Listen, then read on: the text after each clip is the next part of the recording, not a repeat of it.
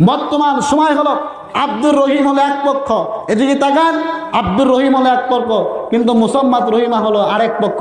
এর মানে আব্দুর রহিম হলো পুরুষ লিঙ্গ কিন্তু রহিমা হলো মহিলা লিঙ্গ, নাকি স্ত্রী লিঙ্গ। একটা কথা বোঝেন, যেই লোকগুলো নামাজও পড়ে, যেই লোকগুলো রোজাও করে, যেই লোকগুলো হজও করে, সুদ খায়, ঘুষ খায়, মদ খায়, জুয়া খেলে, এই লোকরা কোশ্চিন করে ইমানদার হতে পারে না। কথা বলেন ঠিক কিনা মুসলমান? এই জন্য আলহামদুলিল্লাহ إن الحمد لله نحمده ونستعينه ونستغفره ونؤمن به ونتوكل عليه ونعوذ بالله من شرور أنفسنا ومن سيئات أعمالنا من يهده الله فلا مضل له ومن يضلله فلا هادي له ونشهد أن لا إله إلا الله وحده لا شريك له ونشهد أن سيدنا ونبينا وحبيبنا ومولانا محمدا عبده ورسوله الذي أرسله بحق بشيرا ونذيرا وداعيا إلى الله بإذنه وسراجا منيرا فقد قال الله تعالى في كلامه المجيد وبرهانه التوحيد সবাই জবান খুলে তেলাওয়াত করি আউযু বিল্লাহি মিনাশ শাইতানির রাজীম বিসমিল্লাহির রাহমানির রাহিম ইন্নাল্লাযীনা আমানু ওয়া আমিলুস সালিহাতি কানাত লাহুম জান্নাতুল ফিরদাউসি নুজুলা إن الله وملائكته يصلون على النبي يا أيها الذين آمنوا صلوا عليه وسلموا تسليما আকাশ বাতাস মুখরিত করে সবাই আওয়াজ করে বলি আল্লাহুম্মা সাল্লি আলা সাইয়্যিদিনা মাওলানা মুহাম্মাদ ওয়া আলা আলি সাইয়্যিদিনা শফিআনা আমারে কি দেখা দিবা না দয়ার নবীজি, আমারে কি দেখা দিবা না, ওরে দেখা যদি লাগি দিবা তবে আমার কেনে পাগল বানাইলা, স্বপ্ন যোগে দিও দেখা, স্বপ্ন যোগে দিও দেখা, মিটাও মনের প্রেম জ্বালা, আমার কি দেখা দিবা না। কালেমা পড়ি লা ইলাহা ইল্লাল্লাহ লা ইলাহা ইল্লাল্লাহ লা ইলাহা ইল্লাল্লাহ লা ইলাহা ইল্লাল্লাহ মুহাম্মাদুর রাসূলুল্লাহ সাল্লাল্লাহু আলাইহি ওয়াসাল্লাম। মহান আল্লাহ পাকের দরবারে শুকরিয়া আদায় করি যে মহান মালিক যে মহান রব্বুল আলামিন আমাদেরকে তাফসীর মাহফিলা সার বসার সুযোগ করে দিলেন, এই জন্য আল্লাহ দরবারে শুকরিয়া আদায় করতেছি আলহামদুলিল্লাহ। লাখ দরুদ সালাম বর্ষিত হোক মহান মানবতার মুক্তির দিশারি সাইয়্যিদুল মুরসালিন খাতামান নবিয়্যিন রাহমাতাল লিল আলামিন প্রিয় নবী মুহাম্মদ রাসূলুল্লাহ সাল্লাল্লাহু আলাইহি ওয়াসাল্লাম। সম্মানিত মুসলমানেরা, আল্লাহ রাব্বুল আলামিন আমাদেরকে তাফসীর মাহফিলে যেহেতু কবুল করেছেন, আর এই তাফসীর মাহফিলে যেহেতু আল্লাহ রাব্বুল আলামিন আমাদেরকে কবুল করলেন, আর এই কবুল করার মাধ্যম দিয়ে আজকে এই মাহফিলকে যেন আল্লাহ রাব্বুল আলামিন কাল কিয়ামতের ময়দানে আমাদের সবার জন্য ওসিলা বানায় দেয়। সবাই বলেন আমিন।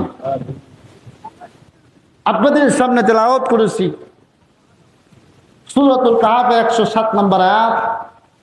আল্লাহ রাব্বুল আলামিন এখান থেকে কথা বলার তৌফিক দান করুন, এবং আল্লাহ রাব্বুল আলামিনের কাছে একটু দোয়া করি আল্লাহ রাব্বুল আলামিন যেন এখান থেকে আমাদেরকে পরিপূর্ণ কথাগুলি শেখা, শোনার এবং বোঝার তৌফিক দান করে। সবাই বলেন আল্লাহুম্মা আমিন। আল্লাহ রাব্বুল আলামিন পৃথিবীতে মানুষকে সৃষ্টি করেছেন একমাত্র আল্লাহর ইবাদত এবং দাসত্ব গোলামি করার জন্য। যেহেতু আল্লাহ তাআলা আমাদেরকে তার গোলামি করার জন্য সৃষ্টি করলেন, আল্লাহ রাব্বুল আলামিন এই সৃষ্টির কথা বলতে গিয়া আল্লাহ রাব্বুল আলামিন বলছেন, আমি আমার বান্দাকে 2টি শর্তে জান্নাত দিতে চাই। আল্লাহ রাব্বুল আলামিন বান্দাকে 2টি শর্তে জান্নাত দিতে চায়। আমরা আল্লাহ রাব্বুল আলামিনকে বললাম, আল্লাহ আপনি আমাদেরকে 2টি শর্তে জান্নাত দিবেন, তাহলে এই শর্ত 2টা কি? আল্লাহ রাব্বুল আলামিন বান্দাকে জান্নাতের ঘোষণা দেওয়ার পরে বলছেন, বান্দারে আমি আল্লাহ রাব্বুল আলামিন তোমাদেরকে 2টি শর্তে জান্নাত দিয়ে দিলাম। আল্লাহ রাব্বুল আলামিন আয়াতে কারিমা নাযিল করলেন, ইন্নাল্লাযীনা আমানু ওয়া আমিলুস সালিহাতি কানাত লাহুম জান্নাতুল ফিরদাউসি নুজুলা। আল্লাহ রাব্বুল আলামিন বলছেন, ইন্নাল্লাযীনা নিশ্চয় যারা ঈমান এনেছো, হে ঈমানদারেরা নিশ্চয় যারা ঈমান এনেছো, ওয়া আমিলুস সালিহাত যারা আমলে সালেহ করেছো, আমি আল্লাহ রাব্বুল আলামিন তাদের জন্য জান্নাতুল ফিরদাউসের ব্যবস্থা করেছি। আল্লাহ রাব্বুল আলামিন বলছেন, ইন্নাল্লাযীনা আমানু নিশ্চয় যারা ঈমান এনেছে, যারা আমলে সালেহ সৎ কাজ সম্পাদনা করেছে, আল্লাহ রাব্বুল আলামিন তাদের জন্য জান্নাতের ব্যবস্থা করেছেন। 1 নাম্বার আল্লাহ বলছেন, 1 নাম্বার শর্ত হলো ঈমান, 2 নাম্বার শর্ত হলো আমলে সালেহ করা। ঈমানের সার্বিকত্ব হলো বিশ্বাস স্থাপন করা, আত্মার প্রশান্তি নির্ভীকতা লাভ। আল্লাহ রাব্বুল আলামিন বলছেন, দ্বীনের মূলনীতি তাওহীদ, রিসালাত, আখিরাতের উপর সমস্ত কিছুর উপরে বিশ্বাস করে মেনে নেওয়ার নাম হলো ঈমান। আর আল্লাহ রাব্বুল আলামিন বলছেন, যে ব্যক্তি ঈমান আনলো, ঈমান হলো যে ব্যক্তি মুখে আল্লাহকে স্বীকার করলো, অন্তরে বিশ্বাস করলো, মুখ দিয়ে বললো, অন্তর দিয়ে বিশ্বাস করে আল্লাহর জমিনে বাস্তবায়নের জন্য সিদ্ধান্ত গ্রহণ করলো। যে ব্যক্তি মুখ দিয়ে বললো এবং বাস্তব জীবনে মেনে নিয়ে আমল করলো, আল্লাহ রাব্বুল আলামিন বলছেন, মুখ দিয়ে বলা আর মেনে নিয়ে আমল করার নাম হলো ঈমান। এই জন্য আল্লাহ রাব্বুল আলামিন বলছেন, বান্দারে আমি আল্লাহ তাআলা তোমাদেরকে জান্নাত দিতে পারি 2টা শর্তে। 1 নাম্বার যারা ঈমান এনেছ, ঈমান যারা এনেছেন আল্লাহ তাদেরকে জান্নাত দিবেন। আল্লাহর গোলামেরা, ঈমান যদি আপনি আনতে যান, তাহলে ঈমানটা আপনি কিসের উপরে আনবেন? আল্লাহ রাব্বুল আলামিন ঈমানের কথা বলতে গিয়ে আল্লাহ রাব্বুল আলামিন তাফসীর কারকগণ ঈমানের 4টি ব্যাখ্যা লিখেছেন। 1 নাম্বার হলো ইলমুল ইয়াকিন। আল্লাহ রাব্বুল আলামিন বলছেন, জ্ঞানের মাধ্যম দিয়ে আল্লাহকে বিশ্বাস করা। 2 নাম্বার আল্লাহ বললেন আইনুল ইয়াকিন, আল্লাহকে দেখে বিশ্বাস করা।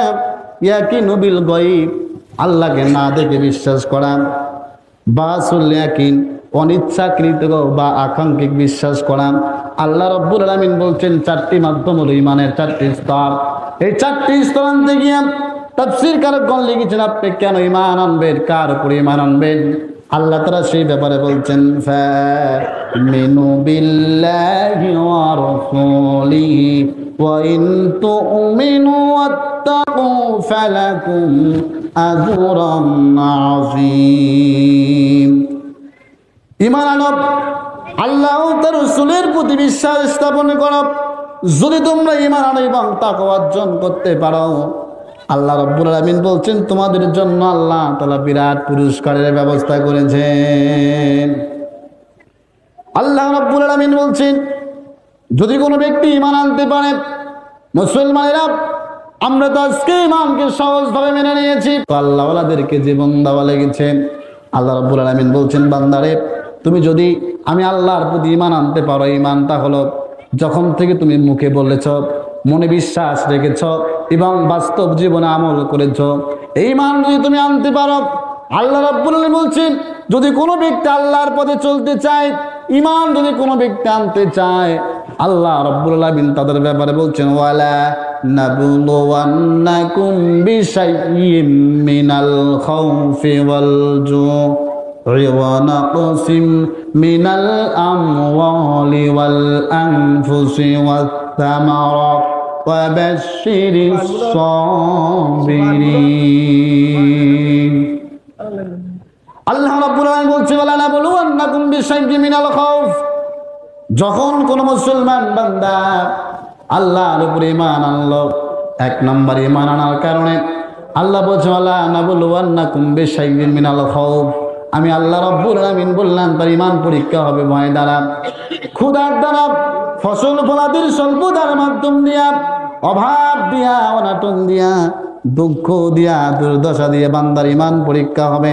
আল্লাহ রাব্বুল আলামিন বলছেন বান্দারে ঈমান আনার কারণে তোমার উপর নির্যাতন হবে, জুলুম হবে, তোমার রক্ত তোমার সাথে বেঈমানি করবে, তোমার ঘরের বিবি তোমার বিপক্ষে চলে যাবে, তোমার ভাই তোমার সাথে চলবে না।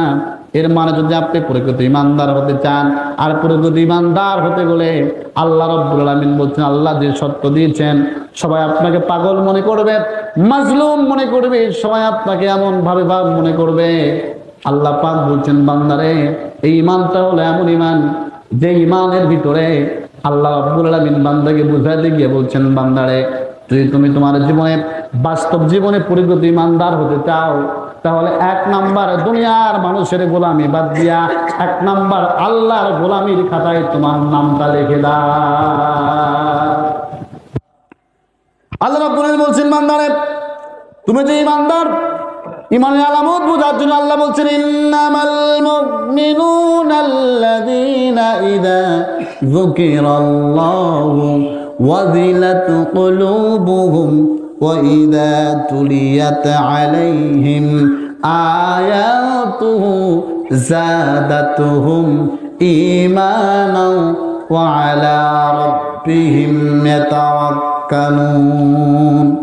আল্লাহ রাব্বুল আলামিন বলছেন ইন্নামাল মুমিনুনাল্লাযীনা ইযা যুকিরাল্লাহ ওয়াজিলাত কুলুবুহুম, যখন কোন মুমিনের সামনে কোরআন উপস্থাপন করা হয়, যখন কোন মুমিনের সামনে আল্লাহর কালামের কথাগুলি প্রকাশ করে করে বলা হয়, যদি সে ব্যক্তি ঈমানদার হয়, ওয়াজিলাত কুলুবুহুম, এক নাম্বার তার অন্তরটা কেঁপে ওঠে।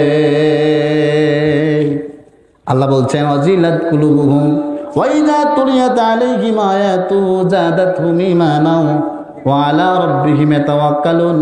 আল্লাহ বলছেন অন্তরটা কেঁপে ওঠার কারণ হলো কোরআনের আয়াত পাঠ করে ঈমান বৃদ্ধি পায়, আর তারা শুধু একমাত্র আল্লাহর উপরে ভরসা রাখে। বলেন না সুবহানাল্লাহ। মুসলমানেরা মাইকের আওয়াজ যত দূর চলে যায় একটু খেয়াল করা লাগবে, একটু বিবেক করা লাগবে।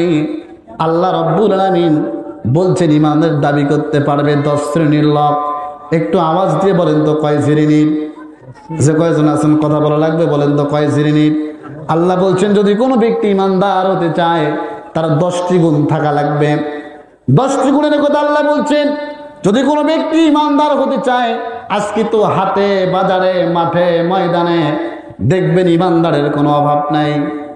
মাথায় পড়েছে টুপি, অথচ আল্লাহ বিরোধী কাজ করে, রসুল বিরোধী কাজ করে।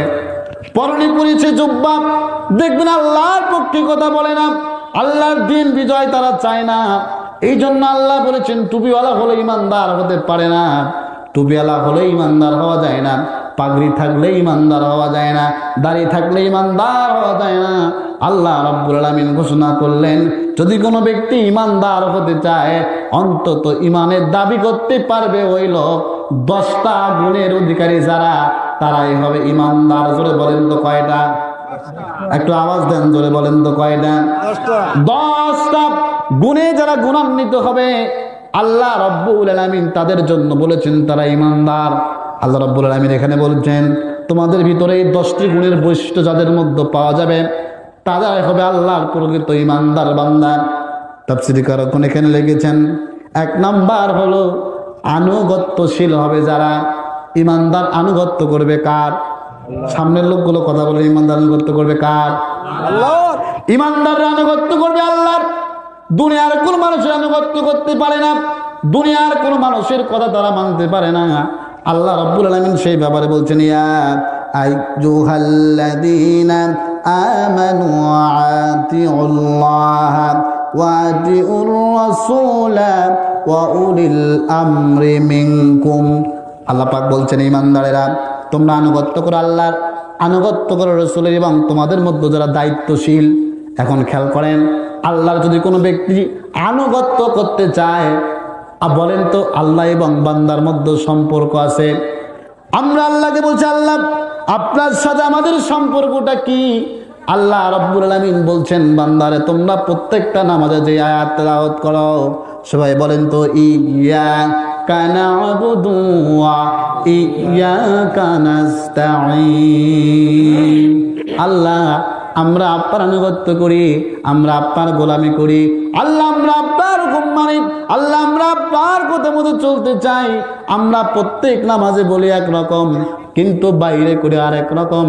আমরা নামাজের ভিতরে আনুগত্য করি আল্লাহর, মসজিদের মধ্যে আনুগত্য করি আল্লাহর, কিন্তু মসজিদ থেকে বের হয়ে আমরা আনুগত্য করি শয়তানের। আল্লাহ রাব্বুল আলামিন বলছেন তাহলে 1 নাম্বার ইমানদারের গুণ আনুগত্যশীল। 2 নাম্বার হলো ইমানদার যদি কোনো ব্যক্তি দাবি করতে চায় ইমানদার হবে সংগ্রামী। আল্লাহ পাক সেই ব্যাপারে বলছেন আল্লাযীনা আমানু ইউকাতিলুনা ফি সাবিলিল্লাহ ওয়াল্লাযীনা কাফারু ইউকাতিলুনা ফি সাবিলিত তাগুত ফাকাতিলু আউলিয়া আশ-শাইতান ইন্না কাইদাশ শাইতানি কানা দাঈফা। একটি আয়াতে কালিমা তেলাওয়াত হবে যখন আমি আমার শাহাদাত আঙ্গুলখানা উঁচু করব ঠিক তখন, আর আমি আমার শাহাদাত আঙ্গুল উঁচু করব ঠিক যখন আপনারা আল্লাহু আকবার বলবেন ঠিক তখন। এই কর্মসূচি চলবে ততক্ষণ, আলোচনা চলবে যতক্ষণ। রাজি আছেন কারা কারা? দুহাত তুলে আল্লাহকে দেখায় দেন, তারা একটা তাকবীর দেন, লিল্লাহি তাকবীর, আল্লাহু আকবার, লিল্লাহি তাকবীর। আল কোরআনের আলো, ঘরে ঘরে আলো, আল হাদিসের আলো, ঘরে ঘরে আলো। আল্লাহ কবুল করুক, বলেন আমিন। আল্লাহ রাব্বুল আলামিন বলছেন 2 নাম্বার গুণ হলো ইমানদার হবে যারা, সংগ্রামী হবে তারা। বলেন তো ইমানদাররা সংগ্রাম করে আল্লাহর, তারা দুনিয়ার কোনো মানুষের সংগ্রাম করে না। আল্লাহ বলছেন যারা ঈমান এনেছে তারা আল্লাহর পথে যুদ্ধ করে। মুসলমান যদি ইমানদার যুদ্ধ করবে আল্লাহর পথে, যেমন করে বদরের প্রান্তরে মুসলমানরা আল্লাহর দ্বীন বিজয়ের জন্য যুদ্ধ করেছেন, যেমন করে উহুদের প্রান্তরে আল্লাহর দ্বীন বিজয়ের জন্য যুদ্ধ করেছেন, যেমন করে সাহাবায়ে কিরামরা আল্লাহর দ্বীন বিজয়ের জন্য মুতার প্রান্তরে লড়েছেন। আল্লাহ পাক বলছেন তারাই হলো সংগ্রামী, তারাই হলো ইমানদার গুণ। 2 নাম্বার গুণ ইমানদার হবে যারা আল্লাহর পথে সংগ্রাম করবে তারা। আল্লাহ রাব্বুল আলামিন এই ব্যাপারে হাদিসের মধ্যে এসেছে উহুদের প্রান্তরে যখন যুদ্ধ হবে, যুদ্ধের দামামা যখন বেজে উঠেছে, যুদ্ধ যখন শুরু হয়ে গেল, কে যেন পাশ দিয়ে যাচ্ছে আর বলছে কতালে মুহাম্মদ, মুহাম্মদ কতল হয়ে গেছে। এমন খবর শুনলেন বৃদ্ধা একজন সাহাবী, নাম হলো হযরত নুসাইবা। এমন যখন শুনলেন কতালে মুহাম্মদ, মুহাম্মদ কতল হয়ে গেছেন, এমন খবর শোনার সঙ্গে সঙ্গে হযরত নুসাইবা উহুদের ময়দানের দিকে দৌড়ান। উহুদের ময়দানের দিকে দৌড়াচ্ছেন, দৌড়াইতে দৌড়াইতে দৌড়াইতে একজন সাহাবীর সঙ্গে দেখা হয়ে গেল। সাহাবীর যুদ্ধের ময়দানের অবস্থা কি? সাহাবী বলছেন নুসাইবা, যুদ্ধের ময়দানে যাওয়া লাগবে না, বাড়ি ফিরে যাও। নসিবা তোমার ছোট্ট সন্তানটা একটু আগে শাহাদাত বরণ করেছে, অতএব বাড়ি ফিরে যাও, যুদ্ধের ময়দানে গিয়া তোমার কোনো লাভ হবে না। হযরত নসিবা বলেন, আল্লাহ রাসূলের সাহাবী, আমি আমার সন্তানের কথা জিজ্ঞেস করি নাই, আমি জানতে চাই আমার সন্তানের জীবনের বিনিময়ে আল্লাহ রাসূল কেমন আছে। নসিবা আবার সামনের দিকে দৌড়াচ্ছেন, আরেকজনের সঙ্গে দেখা হয়ে গেল। ও রাসূলুল্লাহর সাহাবী, উহুদের প্রান্তরের খবর কি? উহুদের প্রান্তরের অবস্থা কি? ওই সাহাবী বলছে, নসিবা রে, উহুদের প্রান্তরের অবস্থা খুব একটা ভালো হবে না। নসিবা, তোমার যে দুইটা সন্তান ছিল, ওই দুইটা সন্তান শাহাদাত বরণ করেছে, তোমার স্বামীও শাহাদাত বরণ করেছে। একে তো তিনটা সন্তান এবং তোমার স্বামী চারজন শাহাদাত বরণ করেছে। নসিবারে, যুদ্ধের ময়দানে গিয়া কোনো লাভ হবে না, বাড়ি ফিরে যাও। হযরত নসিবা বলছেন, ও রাসূলুল্লাহর সাহাবী, উহুদের প্রান্তরের অবস্থা, আমার তিনটা সন্তান চলে গেছে, আমার স্বামী চলে গেছে, যার জন্য আমার মনের মধ্যে কোনো দুঃখ নাই, আমার মনের মধ্যে কোনো কষ্ট নাই। রাসূলুল্লাহর সাহাবী, আমি জানতে চাই আমার তিন সন্তানের জীবনের বিনিময়ে, আমার স্বামীর জীবনের বিনিময়ে আমার রাসূলুল্লাহ সাল্লাল্লাহু আলাইহি সাল্লাম কেমন আছে? তাহলে একে তো তিনটা সন্তান শাহাদাত বরণ করলো, স্বামীও শাহাদাত বরণ করলো, কিন্তু নসিবার মনের মধ্যে কোনো দুঃখ নাই। নসিবা তারপরেও বলছেন, আমি জানতে চাই আল্লাহ রাসূল কেমন আছেন। হযরত নসিবা যখন উহুদের প্রান্তরের দিকে দৌড়ালেন, উহুদের প্রান্তরের দিকে দৌড়ায়া আল্লাহ রাসূলকে যখন চারদিক থেকে কাফেররা ঘিরে ফেলেছেন, চারদিক থেকে ঘিরলেন, চারদিক থেকে ঘিরার পরে কাফের বেঈমানেরা অন্যদিক থেকে চারদিক দিয়া তীর নিক্ষেপ করতেছেন, আহারে তীরগুলি আসতেছেন। আল্লাহ রাসূলকে যখন আঘাত করা হলো, কাফের বেঈমানদের মূল উদ্দেশ্য ছিল আল্লাহ রাসূলকে দুনিয়া থেকে বিদায় করে দেওয়া। এই জন্য যখন চারদিক থেকে আল্লাহ রাসূলকে তারা ঘিরলেন, আল্লাহ রাসূলকে চারদিক থেকে তারা ঘিরলেন, ঘেরার পরে কাফের বেঈমানেরা আল্লাহ রাসূলকে আঘাত করলেন। আরে লোহার হেলমেটটা ভেঙে মাথার মধ্যে যখন ঢুকে গেল, হযরত নসিবা উহুদের প্রান্তরের দিকে চলে গেলেন। হাদিসের মধ্যে আসছে, আল্লাহ রাসূলকে যখন কাফের বেঈমানেরা চারদিক থেকে ঘিরলেন, হযরত তালহা রাদিয়াল্লাহু তাআলা আনহু রাসূলের সঙ্গে ছিলেন। আল্লাহ রাসূল যখন সামনের দিকে অগ্রসর হয়, ডান দিক থেকে তীর আসে, হযরত তালহা তীরের সামনে বুকটা পেতে দেয়। আবার যখন সামন থেকে তীর আসে, আবার হযরত তালহা তীরটা বুকে নেওয়ার জন্য সামনের দিকে অগ্রসর হয়। একটা পর্যায়ে লক্ষ্য করা গেল, এই উহুদের প্রান্তরে কাফের তীর নিক্ষেপে হযরত তালহার শরীরটা যেন ক্ষত বিক্ষত হয়ে গেল, তীরগুলি শরীরের মধ্যে ঢুকে গেল। আল্লাহ রাসূল বলছেন, ও আমার উহুদের প্রান্তরের সাহাবীরা, তোমরা শোনো, তোমরা যদি উহুদের প্রান্তরে জীবন্ত শহীদ দেখতে চাও, তাহলে আর তোমরা আমার তালহার দিকে তাকায়া তাকায়া দেখতে থাকো। উহুদের প্রান্তরে হযরত নসিবা পৌঁছে গেলেন। আল্লাহ রাসূল উহুদের প্রান্তরে চিত হয়ে পড়ে আছেন। আল্লাহ রাসূল হযরত নসিবার দিকে তাকালেন, নসিবা রে, উহুদের প্রান্তরে তোমার তিনটা সন্তান শাহাদাত বরণ করেছে, তোমার স্বামী শাহাদাত বরণ করেছে, যার কারণে তোমার মন খারাপ হয়েছে নাকি? হযরত নসিবা বলেন, ইয়া রাসূলুল্লাহ, ইয়া হাবিবুল্লাহ, সন্তান চলে গেছে, তিনটা সন্তানকে আমি হারিয়েছি, আমার স্বামী চলে গেছে। ইয়া রাসূলুল্লাহ, আমার মনের মধ্যে কোনো কষ্ট আমি পাই নাই, আমি তারপরেও জানতে চাই তিনটা সন্তান এবং আমার স্বামীর বিনিময়ে আল্লাহ রাসূল ভালো আছেন। তারা এরকম করে সংগ্রাম করেছেন, কিন্তু আমরা মুসলমানেরা ইমানদার দাবি করি, মাথার মধ্যে টুপি আছে, মাথার মধ্যে পাগড়ি আছে, মাথার মধ্যে আমাদের সুন্নতি লেবাস আছে, শরীরের ভিতরে জুব্বা পরেছি, কিন্তু আমরা এখনো শয়তানি কাজ করি, আমরা এখন আল্লাহকে ভুলে যাই, এখন আমরা নামাজ পড়ি না, এখন আমরা আল্লাহর ইবাদত করি না। আল্লাহ রাব্বুল আলামিন বলেছেন, ঈমানদার হবে যারা, এক নাম্বার আল্লাহর পথে সংগ্রাম করবে তারা, আল্লাহ ছাড়া কারো পথে সংগ্রাম করবে না তারা। বলেন না সুবহানাল্লাহ। আল্লাহ রাব্বুল আলামিন বলছেন, ঈমানদারদের 3 নাম্বার গুণ হলো, ঈমানদার হবে যারা জান এবং মালের কোরবানি দিবে তারা। বলেন তো কিসের কোরবানি? জান এবং মালের। তাহলে আগে জান, তারপরে মাল। মুসলমানেরা মাল দিতে রাজি, কিন্তু জান দিতে রাজি নয়। আবার দেখবেন অনেক সময় জান দিতে রাজি কিন্তু মাল দিতে রাজি না। কিন্তু আল্লাহ রাব্বুল বলছেন ইন্নাল্লাহা ইশতারা মিনাল মুমিনিনা আনফুসাহুম ওয়া আমওয়ালাহুম বিআন্না লাহুম জান্নাহ ইউকাতিলুনা ফি সাবিলিল্লাহি ফায়াকতুলুনা ওয়া ইউকতালুন। আল্লাহ পাক বলছেন ঈমানদারেরা নিশ্চয় মুমিনের নিকট থেকে আল্লাহ রাব্বুল আলামিন ক্রয় করে নিয়েছেন। আল্লাহ বলছেন ইন্নাল্লাহা ইশতারা, আমি আল্লাহ কিনে নিয়েছি, আমি আল্লাহ ক্রয় করেছি। আল্লাহ এখানে কেনার ব্যাখ্যা দিয়েছেন। বলেন তো আল্লাহ পাক কিনে নিয়েছেন, কি কিনে নিয়েছেন? ইমানদারদের কাছ থেকে। আল্লাহ বলছেন আমি আল্লাহ তাআলা শুধুমাত্র ইমানদারদের কাছ থেকে কিনে নিয়েছি তাদের জান এবং মাল। তাহলে বলেন তো আপনি যদি ইমানদার হন জান মাল বিক্রি করবেন কার কাছে? এই লোকগুলো মরে গেছে নাকি? তাহলে আওয়াজ দেন, জানমাল কিনে নিয়েছেন কে? বিক্রি করছে কারা? আল্লাহ পাক বলছেন আমি আল্লাহ তাআলা ইমানদারদের কাছ থেকে তাদের জান এবং মাল কিনে নিয়েছি। তাহলে দেখেন আপনি যদি ইমানদার হন তাহলে আপনার জানমাল দেওয়া লাগবে কার জন্য? আল্লাহ বলছেন কিনে নিয়েছি জানমাল। বিনিময় আমি আল্লাহ তাআলা কারো কাছ থেকে ফ্রি নেই না। আমি আল্লাহ তাআলা ইমানদারদের কাছ থেকে তাদের জান এবং মাল কিনে নিয়েছি এক নাম্বার জান্নাতের বিনিময়। সুবহানাল্লাহ।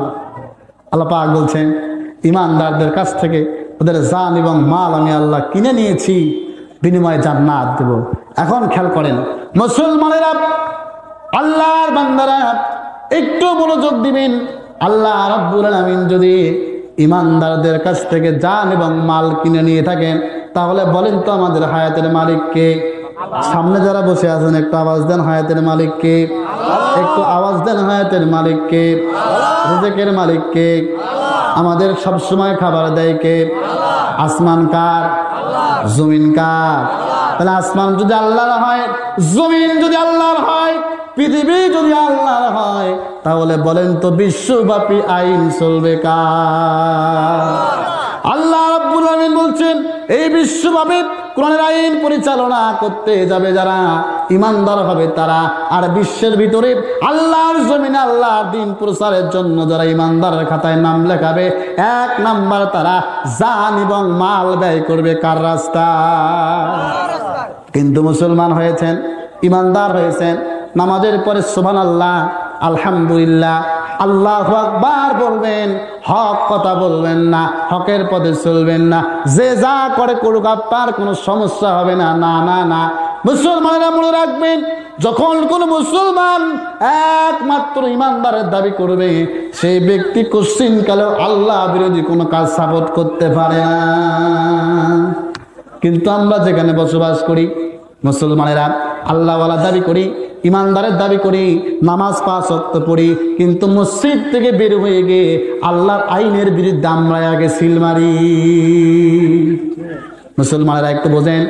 তাহলে ইমানদাররা জানমাল ব্যয় করবে আল্লাহ রাস্তায়, যেমন করে সাহাবায়ে কেরামরা জানমাল আল্লাহ রাস্তায় ব্যয় করেছিলেন, তেমন করে আল্লাহ বলছেন বান্দারে তুমি যদি তোমার জানতা তোমার মালটা আল্লাহ রাস্তায় ব্যয় করতে পারো, আমি আল্লাহ রাব্বুল আলামিন কথা দিলাম ইন্নাল্লাযীনা আমানু ওয়া আমিলুস সালিহাতি কানাত লাহুম জান্নাতুল ফিরদাউসি নুজুলা। আমি আল্লাহ তাআলা ঘোষণা করলাম তোমার জন্য জান্নাতুল ফিরদাউসের ব্যবস্থা আমি আল্লাহ নিজেই করেছি। জান্নাত আমরা পেতে চাই, কিন্তু সেই জান্নাত আমরা সহজভাবে পেতে চাই। আল্লাহ বলছেন যতক্ষণ না পর্যন্ত কোন ইমানদারের তামান্না হবে আল্লাহর দ্বীন বিজয়ের কথা না বলবে, আল্লাহর দ্বীন বিজয়ের পক্ষে স্লোগান না দিবে, ততক্ষণ পর্যন্ত 1000 বছর ইবাদত করলেও ওই ব্যক্তিগুলি জান্নাত পাওয়া এত সহজ হবে না। কথা বলেন ঠিক কিনা? এখন জান্নাত পেতে হলে আইন মানতে হবে কার? একটা আওয়াজ দেন, আইন মানতে হবে কার? আল্লাহর জমিন আল্লাহর দ্বীন বাস্তবায়নের আইন যদি আপনি না মানতে পারেন তাহলে আপনি কোশ্চিন কালে ইমানদার হতে পারবে না। আল্লাহ পাক বলছেন 4 নাম্বার গুণ হলো ইমানদার হবে যারা পুরোপুরি ঈমান আনবে তারা আল্লাহ রাব্বুল আলামিন বলছেন ইয়া আইয়ুহাল্লাযীনা আমানু দুখুলু ফিস-সিলমি কাফফান ওয়া লা তাত্তাবিউ খুতুওয়াতিশ শাইতান ইন্নাহু লাকুম আদুউম মুবিন। আল্লাহু আকবার। একটু আওয়াজ দিন আল্লাহু আকবার। লিল্লাহি তাকবীর। আল কোরআনের আলো, আল হাদিসের আলো, তোমার নেতা আমার নেতা দ্বিতীয় বক্তার আগমন, দ্বিতীয় বক্তার আগমন মাহফিলের পক্ষ থেকে লিল্লাহি তাকবীর। তাহলে মুসলমান ভাই জানেরা, আলোচনা কিন্তু এখন হবে, কারণ দ্বিতীয় বক্তা আসছে না, কি বলেন আপনারা? কিন্তু আপনাদের যে পরিবেশ, লোকজন তো দেখতেছি আমাদের মাইক্রো নিয়ে যা লোক ধরে নিয়ে এসে লাগতেছে এখন। এগুলো যদি ইমানদারের অবস্থা হয় তাহলে ওয়াজ কিয়ামত পর্যন্ত দিয়ে কোনো লাভ নাই। সেগুনালি আজকে লোক হয় কিন্তু তাফসীর মাহফিলে লোক হয় না। এর মানে হলো লোকগুলো আর সুবিধার না, কি বলেন আপনারা? মুসলমানরা একটু মনোযোগ দেন। আল্লাহ রাব্বুল আলামিন বলছেন ইমানদার হবে যারা, আল্লাহ বলছেন ইয়া আইয়ুহাল্লাযীনা আমানু দুখুলু ফিস-সিলমি কাফফা, হে ইমানদারগণ তোমরা পরিপূর্ণভাবে ইসলামের মধ্যে প্রবেশ করো এবং শয়তানের পথ অনুসরণ করো না। নিশ্চয় শয়তান তোমাদের প্রকাশ্য শত্রু। বলেন তো শয়তান আমাদের শত্রু না বন্ধু? একটু আওয়াজ দেন, শয়তান বন্ধু না শত্রু? আল্লাহ বলছেন ইমানদার হবে যারা পরিপূর্ণভাবে ইসলামের মধ্যে প্রবেশ করবে তারা। কিন্তু আমরা তো ইমানদার, ইসলামের ভিতরে প্রবেশ করি কিন্তু অল্প না বেশি। কারণ মুসলমানরা খাওয়ার পরে মিষ্টি খাওয়া সুন্নত, খাওয়ার পরে মিষ্টি খাওয়া সুন্নত। মুসলমান এইটা বোঝে, দাঁড়িয়ে রাখা সুন্নত মুসলমান মানে না। নামাজ পড়া ফরজ, মুসলমান নামাজ পড়ে। রোজা রাখা ফরজ, মুসলমান রোজা রাখে। কিন্তু আল্লাহর দিন বিজয়ের জন্য আল্লাহর পথে জিহাদ করা ফরজ, মুসলমান ওই রাস্তা দিয়ে ধার কাছ দিয়েও হাঁটে না। এর মানে হলো যেখানে সহজ সমাধান, যেখানে সহজ সেখানে বর্তমান মুসলমান, আর যেখানে সব কঠিন হয় সেখান থেকে মুসলমানরা ভিতরের মতো পালায়া যায়। আল্লাহ বলছেন অমিনান নাসি মান ইয়াকুলু আমান্না বিল্লাহি ওয়া বিল ইয়াউমিল আখিরি ওয়া মা হুম বিমুমিনিন। হে রাসূল লক্ষ্য করবে দুনিয়ার ময়দানে কিছু মানুষ আছে তারা বলবে আমরা ইমানদার, তারা বলবে আমরা আল্লাহওয়ালা, আমরা দুনিয়া বিশ্বাস করি, আমরা পরকাল বিশ্বাস করি, আমরা আখিরাত বিশ্বাস করি। ওয়া মা হুম বিমুমিনিন। হে রাসূল এরা কোশ্চিন কালেও কখনো ইমানদার হতে পারে নাই। তাহলে খেয়াল করেন, যারা ইমানদার হবে তারা পরিপূর্ণ ইসলামের মধ্যে প্রবেশ করবে। এখন পরিপূর্ণ ইসলামের মধ্যে প্রবেশ করতে গেলে সুদ খাওয়া যাবে নাকি? হ্যাঁ, সুদ খাওয়া যাবে না, ঘুষ খাওয়া যাবে না, আল্লাহ বিরোধী কোনো কাজ করা যাবে না। কিন্তু বর্তমান মুসলমানের অবস্থা বড় করুন। এই মুসলমানেরা টুপি মাথায় দেয়, দাড়ি রাখে, হজ করে। দুই হাজির জমি যদি হয় এক আলত, দেখবেন দুই হাজি যুক্তি করিয়া হিংসা করিয়া আল কাটতে কাটতে আল বানাইছে ফুল ছেঁড়া, তেমন ঘটনা আছে না নাই? কথা বলে, এর মানে বুঝতে হবে শুধু হাজি হলে ইমানদার হওয়া যায় না, শুধু নামাজ পড়লে ইমানদার হওয়া যায় না। এর মানে যদি কোনো ব্যক্তি পরিপূর্ণ ইমান আনতে যায়, ওই ব্যক্তি সর্বপ্রথম যা করবে কার ভয়ে? একটু আওয়াজ দেন তো, কার ভয়ে? তাহলে আল্লাহর ভয়ে কাজ করতে হবে। মুসলমানের ব্যাকুল হয়ে গেছে, আল্লাহর হুকুম মুসলমান মানে না। মুসলমান এখন বর্তমানে যে পেশায় নিয়োজিত হয়েছে, আপনি যদি কোনো সাধারণ একজন লোককে জিজ্ঞেস করেন, আমি কয়েকদিন আগে এক লোককে জিজ্ঞেস করেছিলাম, চাচা আপনার টুপি কেমন? দুইটা। মানুষের দেখলাম একটা। বলতেছে বাবা একটা টুপি মাথায় দিয়ে ব্যবসা করি, আরেকটা দিয়ে বলে নামাজ পড়ি। ভালো করে বোঝেন, তাহলে একটা দিয়ে কি করে? একটা দিয়ে নামাজ, আরেকটা দিয়ে ব্যবসা। এর মানে চাচার টুপি দিয়েও ব্যবসা করতে চায়, আর চাচার টুপি দিয়ে ব্যবসা করে কত লোকেরা হুজুরের টাইটেল লাগায়া। সময় আসছে এখন বর্তমানে দোয়া নেওয়ার সময়, এখন নামাজের সময় কিন্তু আসছে। এক ওয়াক্ত নামাজ মানুষ 5 বার করে পরে, কথা বলেন না কেন আপনারা? যে সময় আমরা দেখতেছি যারা জীবনে টুপি মাথায় দেয় না, তারা কিন্তু লক্ষ্য করবেন মাথায় টুপি দিয়ে এখন হুজুর সেজে এক ওয়াক্ত নামাজ 5 রাকাত পড়তেছে। কথা বলেন ঠিক কিনা? কিন্তু এরা আমাদেরকে ফতোয়া দেয়, আমরা নাকি হুজুররা ধর্ম ব্যবসা করি, তোমরা 5 বছর পর পর দোয়া নেওয়ার জন্য টুপি মাথায় দিয়ে 1 ওয়াক্ত নামাজ 5 বার করে পরে মসজিদে আদায় করো, আর হুজুরদেরকে ধর্ম ব্যবসায়ী বলো। তোমরা সমাজের ভিতরে সবচেয়ে বড় ধর্ম ব্যবসায়ীতে কোনো সন্দেহ নাই, কথা বলেন ঠিক কিনা? 5 বছর পরে দোয়া নেওয়ার সময় টুপি মাথায় দিয়ে হুজুরের কাছে দোয়া নেন, আর 5 বছর যখন হয়ে যায় তখন কিন্তু তোমাদের আর কোনো খোঁজ খবর থাকে না, কথা বলেন ঠিক কিনা মুসলমান? এই জন্য এগুলো ইমানদারের বৈশিষ্ট্য নয়। আল্লাহ বলছেন ইমানদার হবে যারা সুদ, ঘুষ, জিনা, ব্যভিচার মুক্ত থাকবে তারা। কিন্তু বর্তমান সমাজে জিনা, ব্যভিচার আছে না? জিনা ভরপুর হয়ে গেছে, ব্যভিচারে ভরপুর হয়ে গেছে। পরিপূর্ণ লোকগুলিকে দাওয়াত দেয় না, পরিপূর্ণ লোকগুলির সম্মান দেয় না। যেই সমাজে শুধুমাত্র কোরআনের কথা বলার কারণে আল্লাহ ওয়ালাদের বিরুদ্ধে মানুষ চলে যায়, আর একই সমাজে কোরআনের কথা না বলেই কিছু কিছু লোক সম্মানের আসরে বসে যায়, কথা বলে ঠিক কিনা? মুসলমানেরা দুঃখ লাগে। এই যে কয়েকদিন আগে মহস্থান করে একটা মেলা হয়েছে, পাগলা পাগলির মেলা। ভালো করে শুনেন, কিসের মেলা? পাগলা পাগলির মেলা, পাগল এবং পাগলির মেলা হয়েছে। সেখানে আমরা দেখে আসলাম প্রকাশ্য দিবালোকে গাঁজার বাজেট হয়েছে। মানুষ গাছের নিচে বসে প্রকাশ্য দিবালোকে গাঁজা বিক্রি করতেছে। নারী পুরুষ সেখানে কত রকমের কাহিনী করতেছে, এখানে একটাবারের জন্য কোনো কেউ দেখলো না। অথচ আলেম ওলামারা কোরআনের কথা বলার কারণে সেখানে 140 জারি করে, কথা বলেন ঠিক কিনা? রাত 12টার পরে যখন নর্তকীর গায়ে সুতার কাপড় থাকে না, সেখানে 140 জারি হয় না। 140 জারি করে কোথায়? কোরআনের তাফসীর মাহফিল, কথা বলেন ঠিক কিনা? মনে রাখবেন, যারা দল মত নির্বিশেষে একটা কথা বলতে চাই, যারা কারণে অকারণে আল্লাহর কোরআন বন্ধ করার জন্য জমিনে নেমেছেন, মনে রাখবেন আল্লাহ পাক বলছেন এই তোমাদের যে নিয়ত কখনো পূরণ হবে না, একমাত্র আল্লাহর কোরআন বিজয়ী হবে, কথা বলেন ঠিক কিনা মুসলমান? এই জন্য সম্মানিত মুসলমানেরা, বেশি কথা আর নয়, ইমানদারদের 4 নম্বর গুণ হলো তারা ইমানদারের ভিতরে পরিপূর্ণ প্রবেশ করবে। আমাদের ইসলামের ভিতরে পরিপূর্ণ প্রবেশ করার দরকার আছে না নাই? একটু আওয়াজ দেন, আছে না নাই? আছে। আল্লাহর ঈমান আনতে গেলে পরিপূর্ণ ইসলামের ভিতরে প্রবেশ করতে হবে। বর্তমান সময় হলো আব্দুর রহিম হলো এক পক্ষ, এদিকে তাকান, আব্দুর রহিম হলো এক পক্ষ, কিন্তু মুসাম্মাত রহিমা হলো আরেক পক্ষ। এর মানে আব্দুর রহিম হলো পুরুষ লিঙ্গ, কিন্তু রহিমা হলো মহিলা লিঙ্গ, নাকি স্ত্রী লিঙ্গ। একটা কথা বুঝেন, যেই লোকগুলো নামাজও পড়ে, যেই লোকগুলো রোজাও করে, যেই লোকগুলো হজও করে, সুদ খায়, ঘুষ খায়, মদ খায়, জুয়া খেলে, এই লোকরা কোশ্চিন করে ইমানদার হতে পারে না, কথা বলেন ঠিক কিনা মুসলমান? এই জন্য আমরা ভয় করব কাকে?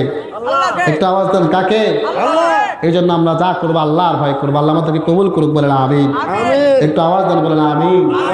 যে দ্বিতীয় বক্তা আসছে, আর বেশি কথা বলার সুযোগ নাই, কারণ মেহমানদেরকে বসে রেখে কথা বলা আমাদের জন্য সবচেয়ে বড় বেয়াদবি হয়। আল্লাহ তাআলা যেন এই মাহফিলকে কবুল করে, আল্লাহ তাআলা যেন এই মাহফিলকে কবুল করে, আল্লাহ তাআলা যেন এই মাহফিলকে কবুল করে, আল্লাহ তাআলা যেন এই মাহফিলকে কবুল করে, আল্লাহ তাআলা যেন এই মাহফিল